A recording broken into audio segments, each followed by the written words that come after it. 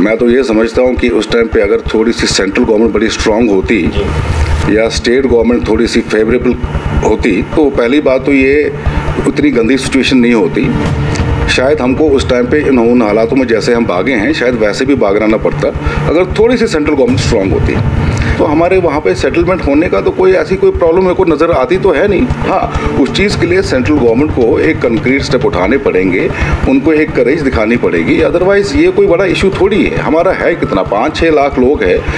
अगर हम 5-6 लाख लोगों को कश्मीर में फिर से दोबारा सेटल करना है तो it is not a big thing for government. और बहुत सारी फैमिलीज ऐसी भी हैं कि जो डिपेंडेंट कम्प्लीटली ऑन रिलीफ है।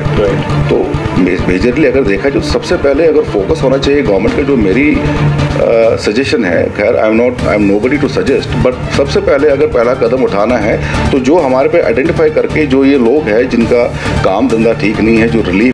जय माता दी, आप देख रहे हैं द राइट न्यूज़ और मैं हूं रोहित भट्ट। जैसा कि आप सब लोग जानते हैं कि द राइट कन्वर्सेशन में आपकी मुलाकात हम एक नई शख्सियत के साथ कराते हैं। उसी सिलसिले में आज हम आपकी मुलाकात कराने जा रहे हैं सुनील कौल जी से, जो कि KPAO के मेंबर हैं। और ये KPAO है क्या, आइए इनसे जानते हैं। सबसे पहले आपका स्वागत है द राइट न्यूज़ में। नमस्कार जी। सुनील जी, हमें ये बताइए KPAO है क्या? रोहित जी, ये लगभग 1.5 साल 2 साल पुरानी बात है। अभी जो ये सारी सिचुएशन चल रही है और किसी से ये बात तो छुपी है नहीं कि हमारे साथ क्या हो रहा है और हम एज ए कम्युनिटी हमारे बीच में क्या क्या प्रॉब्लम्स है।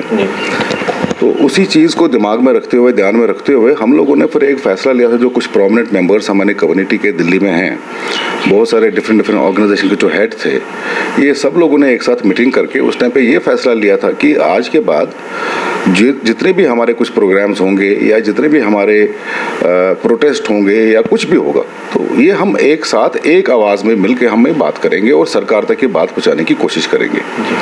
तो उसमें काफ़ी लोगों का योगदान था, बहुत सारे लोग जुड़े हुए थे उसमें, जैसे मिस्टर रमेश दाड़ू जी हैं जो दिलशाद गार्डन के एसोसिएशन के प्रेसिडेंट है। SKS के जो अनूप कौल जी हैं, उन्होंने भी अच्छा खासा इनिशिएटिव लिया था इसको पूरा करने में। और बहुत सारे मचामा साहब थे इंदिरापुरम के, बहुत सारे ऐसे एसोसिएशन के प्रेसिडेंट थे इसमें।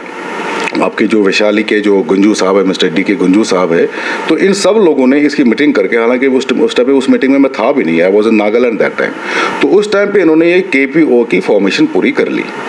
तो मकसद जो KPO का ये था कि आज के बाद हम जितनी भी बात हम आवाज़ उठाएंगे, सब ऑर्गेनाइजेशन एक साथ मिलके अंडर सिंगल अम्ब्रेला के अंदर अपनी बात सरकार तक पहुंचाएंगे। देखो, अल्टीमेटली जो आज के डेट में हमारे साथ हो रहा है उसकी वजह यही है कि पहले एज अ कम्युनिटी हमारी एक वॉइस तो है ही नहीं। मैं यहाँ पे एक सवाल ज़रूर पूछना चाहूँगा कि क्या आपको लगता है कि उस टाइम पे बाकी जो ऑर्गेनाइजेशंस है KPs की, उन्होंने आपको ज्वाइन किया?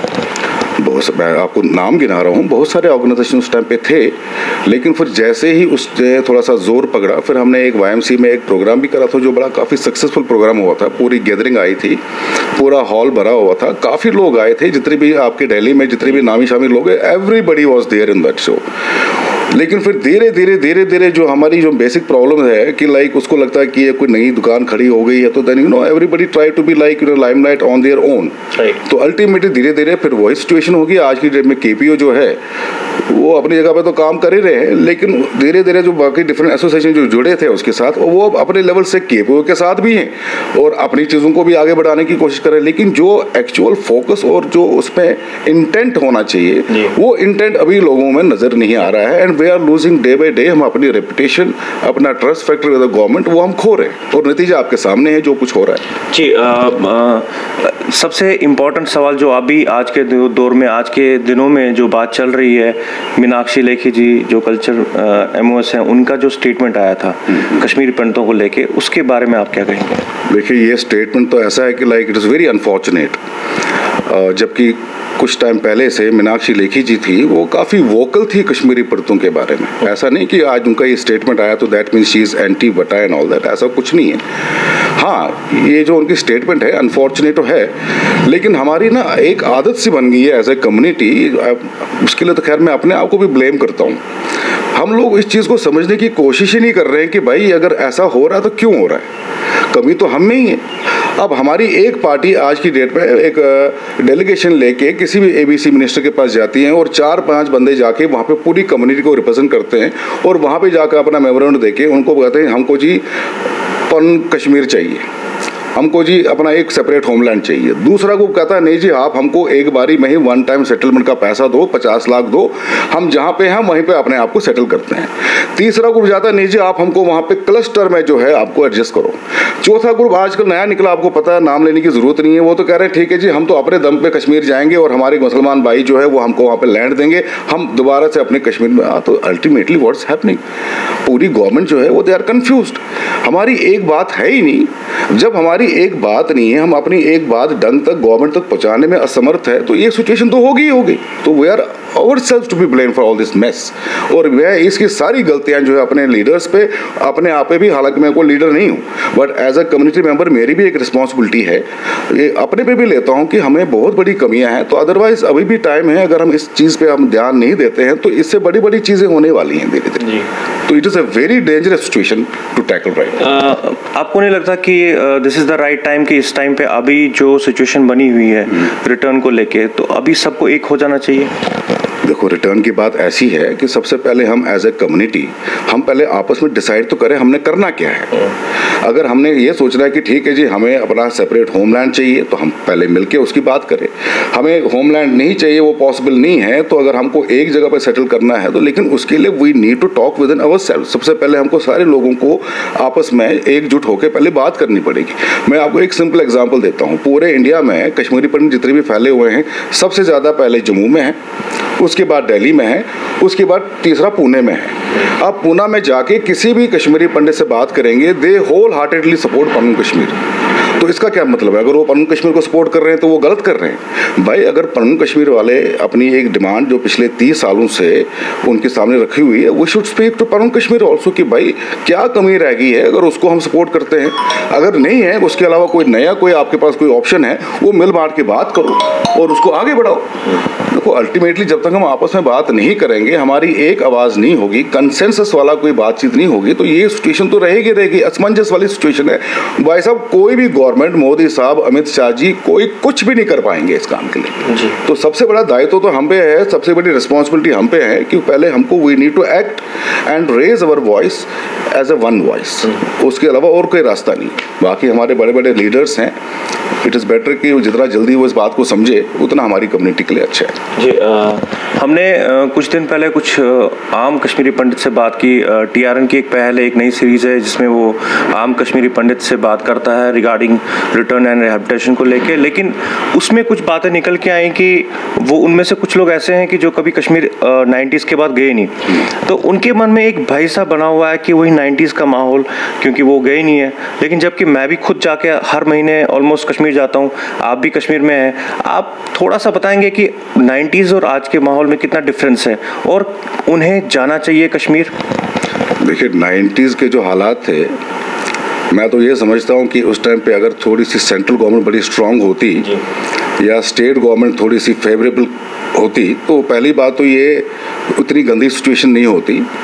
शायद हमको उस टाइम पे उन हालातों में जैसे हम भागे हैं, शायद वैसे भी भागना ना पड़ता अगर थोड़ी सी सेंट्रल गवर्नमेंट स्ट्रांग होती। लेकिन अब 90 से आज तक बहुत कुछ चेंज हुआ है, काफ़ी चीज़ें आई हैं, और ख़ासकर जब ये 2 सरकारें जो पिछली बारी मोदी साहब की गई हुई है, तब से आज तक तो ज़मीन आसमान का फ़र्क तो हुआ है कश्मीर का। लेकिन हमने उन चीज़ों को नहीं देखना है। हम अपना घर बार छोड़ के यहाँ आए थे और हमारा हक बनता और हमारे में रिजॉल्व है कि हमको अपने घर वापस जाना है।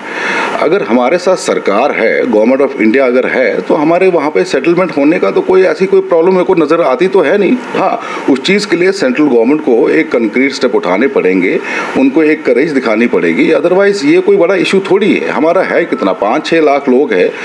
अगर हम 5-6 लाख लोगों को कश्मीर में फिर से दोबारा सेटल करना है तो it is not a big thing for government. बस गवर्नमेंट की नीयत होनी चाहिए ऐसा करवाने की। अदरवाइज़ मेरे को लगता नहीं कोई बड़ी बात हो सकती है। ये बड़ा एक सिंपल सी चीज़ हो सकती है उनके लिए। अब रही बात जो आप कह रहे हो कि जो 90 के बाद पैदा हुए हैं, जिनको कश्मीर के बारे में पता नहीं है, वो आपकी मानता हूँ, तो वो भी एक बहुत बड़ा फैक्टर है हमारे में कि लाइक जो हमारी न्यू जनरेशन है, आने वाले टाइम को आप देख लेना रोहित जी कि हमारी जो नई जनरेशन जो आएगी ना, वो ही हमको कोसेंगे, हमको वो थूकेंगे हम पे कि आप लोगों ने क्या करा। हम तो लिटरली अपनी जो जन्मभूमि है, मदरलैंड है, हम तो उसको छोड़ छाड़ के जैसे तैसे हमने आपको अपना सेटल करा। वो बोलेंगे आपने अदरवाइज कश्मीर के लिए आपने करा क्या?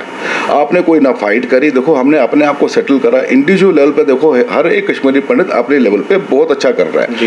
अब एक सेगमेंट है जो बेचारे, जो बिजनेस क्लास था हमारे कश्मीर में, वो बेचारे कहीं के नहीं रहे, और बहुत सारी फैमिलीज ऐसी भी हैं कि जो डिपेंडेंट कंप्लीटली ऑन रिलीफ है। तो मेजरली अगर देखा जो सबसे पहले अगर फोकस होना चाहिए गवर्नमेंट का, जो मेरी सजेशन है, खैर I am nobody to suggest, but सबसे पहले अगर पहला कदम उठाना है तो जो हमारे पे आइडेंटिफाई करके जो ये लोग हैं जिनका काम धंधा ठीक नहीं है, जो रिलीफ पे डिपेंडेंट है, सबसे पहले उनको प्रॉपर कंक्रीट तरीके से वहाँ पे एक अच्छा पैकेज बना के उनको पहले सेटल करा जाए।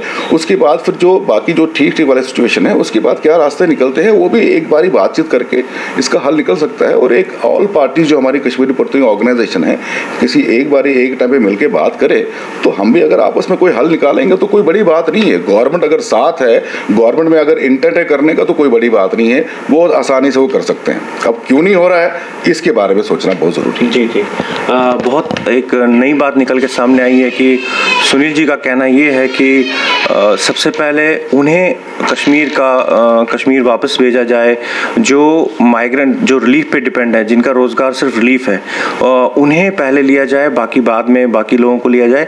ये बहुत अच्छी बात है, इन्होंने बहुत अच्छी बात की कि सबसे पहले उनके बारे में सोचा जाए। सुनील जी, जैसे अभी क्वार्टर्स की बात हो रही है, वहाँ पे एम्प्लॉयज़ के लिए क्वार्टर्स, वो भी बहुत बड़ा एक मुद्दा रहा है। अभी कुछ दिनों पहले एक क्वार्टर्स की बात करेंगे, साथ साथ में SO 194 एक थोपा गया एक एम्प्लॉयज़ पे जो हमारे PM पैकेज के एम्प्लॉयज़ हैं, आपको उसके बारे में कुछ ज्ञान है? देखो, ज्ञान का तो खैर मैं ज़्यादा नहीं बोल पाऊंगा, बट रिगार्डिंग जो PM पैकेज जो शुरू हुआ है, तो मेरे हिसाब से सबसे पहले जब ये PM पैकेज अनाउंस हो गया था तो हमको एज अ कम्युनिटी पहले उसके बारे में प्रॉपरली सोचना चाहिए था जी। उस टाइम पे एक डिसीजन लेना चाहिए था कि हम इसके साथ जा सकते हैं कि नहीं जा सकते। मगर unfortunately because of communication gap with in our own community, अब जिनकी बहुत ज़्यादा ज़रूरत थी जॉब्स की, उन्होंने अपने इंडिविजुअल कैपेसिटी पे अंडरटेकिंग लेके उन्होंने वो जॉब्स वगैरह ले ली। वाइन अगर तुमने क्या प्रॉब्लम वगैरह गसाची, you must be saying that उनके पास वहाँ पे अकोमोडेशन नहीं है, बहुत सारी प्रॉब्लम्स है। तो जब ऐसा कोई इश्यू उठता है तो हम जैसे लोग कहते हैं इनको नहीं जाना चाहिए था, ये क्यों गए, अब ये गए तो भुगते। तो यार सबसे पहले इस चीज़ को अपने दिमाग में लेके चलना है। फिर वही उसी पॉइंट पे आ रहा हूँ, जब तक हमारी एक बात नहीं होगी, ये सिचुएशंस नेवर एंडिंग सिचुएशंस है। अब रही बात की जो PM पैकेजेस है उनके लिए नए क्वार्टर्स वगैरह बनाए जा रहे हैं, तो चलो इट्स अ वेलकम स्टेप। सबसे पहले कम से कम वो अपने ही बच्चे हैं, और अगर वो वहाँ पे धीरे धीरे अच्छे सेटलमेंट पे आते हैं, उनके लिए रहने की जगह होती हैं, तो चलो कम से कम एक सेगमेंट हमारे में ऐसा है कि जिनको प्रॉपरली गवर्नमेंट जॉब्स मिली है, उनका प्रॉपर रिहेबिलिटेशन हो गया है वहाँ पे। उसके बाद फिर हमने नाम लिया, जैसे जगती है हमारे या पुरखू कैंप्स वाले हैं, फिर उनको वहाँ पे सेटल करा जाए। तो एक बारी जो हमारी जो ऐसी कम्युनिटी है जो थोड़ी सी फ्रेजाइल है in terms of financials and all that, पहले उनको अगर सेटल करा जाए तो फिर जो थोड़े से वेल सेटल लोग हैं तो फिर उनके बारे में भी कुछ आगे रास्ता बन सकता है। लेकिन सबसे पहले फोकस तो बेसिकली इन्हीं लोगों का होना चाहिए। अब आपको दूसरी एग्जांपल ये देता हूँ, अभी मैं आज वो पेपर में पढ़ रहा था, वो जगती में 306 दिन हो गए हैं उन लोगों को वहाँ पे वो प्रोटेस्ट कर रहे हैं। जी। नाउ एज अ कम्युनिटी मैं कुछ नहीं कर रहा हूँ, आप कुछ नहीं कर रहे हो, हमारे सारे इतने सारे ऑर्गेनाइजेशन है, हु इज हेल्पिंग देम। 306 दिन का प्रोटेस्ट, भाई साहब छोटी मोटी तो बात है नहीं, उनकी कितनी प्रॉब्लम्स है, लेकिन हम आगे ही नहीं आ रहे। तो यही कॉन्सेप्ट कोई KPO का है कि भैया जो भी करना है, अगर मैं कहता हूँ किसी भी ABC का अगर आज कोई फंक्शन है, उन जितने भी वो बड़े बड़े प्रोग्राम्स करते हैं, प्रोटेस्ट रैलीज करते हैं, 10-12 बंदे मैक्सिमम होते हैं। अब एज अ KPO हम कहते हैं कि ठीक है भाई, वो भी अपना भाई है, उसका अपना एक प्रोग्राम प्रोटेस्ट है उसका, चलो हम उसको कंबाइनली सपोर्ट करके उनकी जो बातें जो ठीक है उसमें अगर कुछ चेंजेस करनी होती तो वो हम उनको बता के।